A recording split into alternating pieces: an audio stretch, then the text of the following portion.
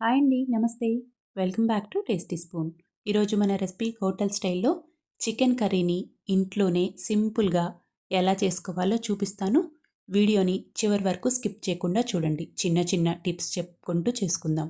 ఒక్కసారి ఇలా చేశారంటే కర్రీ మీరు మళ్ళీ మళ్ళీ ఇదే చేసుకొని తినాలనిపించేంత రుచిగా ఉంటుంది.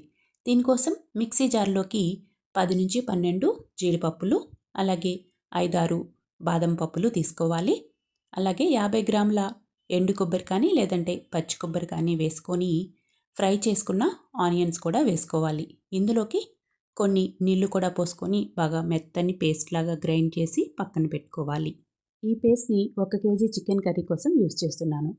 గ్రైండ్ చేసుకున్న పేస్ట్ అంతటిని ఒక గిన్నెలోకి వేసుకొని 1/2 కప్పు పెరుగు, 3-4 పచ్చిమిర్చిని మధ్యలోకి కట్ చేసి వేసుకోవాలి. కొద్దిగా కొత్తిమీర తరుగు, అలాగే రుచికి సరిపడా ఉప్పు, 1/2 స్పూను పసుపు, 1 స్పూన్ ధనియాల పొడి, 2 స్పూన్ల కారం వేసుకోవాలి. మీ కారానికి తగినట్లుగా కారం వేసుకోండి. అలాగే 1 స్పూన్ గరం మసాలా కూడా వేసుకోవాలి. అల్లం వెల్లుల్లి పేస్టు ఫుల్గా 1 స్పూన్ తీసుకోండి, సరిపోతుంది. దీనంతటిని ఒకసారి బాగా కలిసేలాగా కలుపుకోవాలి.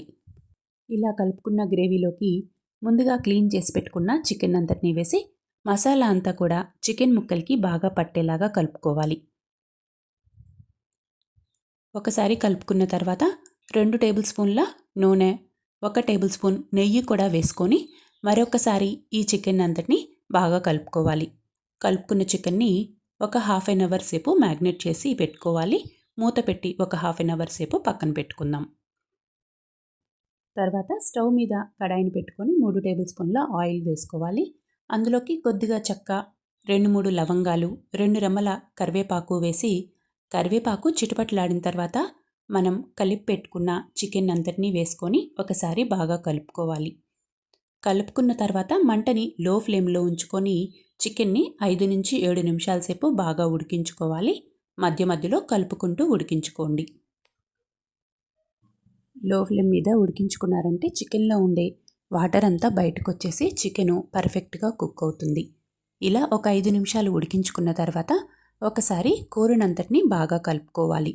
తర్వాత ఒక టమాటాని బాగా మెత్తగా పేస్ట్ లాగా చేసుకొని ఈ కర్రీలోకి యాడ్ చేసుకోవాలి. టమాటా పేస్ట్ వేసుకున్నాక మరొకసారి కలుపుకోవాలి. చికెన్ కర్రీ ఉడికేలోగా గ్రేవీ కొంచెం తిక్కుగా అవుతుంది కాబట్టి మనం ముందుగా మసాలా కలిపిన గిన్నెలోకి కొన్ని వాటర్ వేసి ఆ వాటర్ని చికెన్ కర్రీలోకి వేసుకొని ఒకసారి బాగా కలుపుకొని మూత పెట్టి ముక్క బాగా సాఫ్ట్గా అయ్యేంత వరకు మీడియం ఫ్లేమ్ మీద మధ్య మధ్యలో కలుపుకుంటూ ఉడికించుకోవాలి. ఇలా ఆయిల్ అంతా సపరేట్ అయ్యేంత వరకు ఉడికించుకోండి. అప్పుడు కర్రీ పర్ఫెక్ట్గా ఉంటుంది. చివరగా 2 పచ్చిమిర్చిని కట్ చేసి వేసుకొని 1 స్పూన్ ఫ్రెష్ క్రీమ్, అలాగే 1 స్పూన్ నెయ్యి వేసుకోవాలి. నెయ్యి వేయడం వల్ల కర్రీకి మంచి స్మెల్ వస్తుంది. అలాగే టేస్ట్ కూడా బాగుంటుంది. హోటల్ ఫీల్ కలగాలంటే 1 స్పూన్ నెయ్యి వేసి చూడండి, మీకు తప్పకుండా నచ్చుతుంది. కొత్తిమీర తరుగు చల్లుకొని స్టవ్ ఆపేసుకొని మరొకసారి కలుపుకోవాలి. అంతే అండి, ఎంతో రుచిగా ఉండే hotel style chicken curry ready అయిపోయినట్లే. మీరు కూడా ట్రై చేసి ఎలా వచ్చిందో కామెంట్ చేయండి. ఈ రెసిపీ నచ్చినట్లయితే లైక్ చేయండి. ఇలాంటి టేస్టీ రెసిపీస్ కోసం సబ్స్క్రైబ్ చేసుకోండి.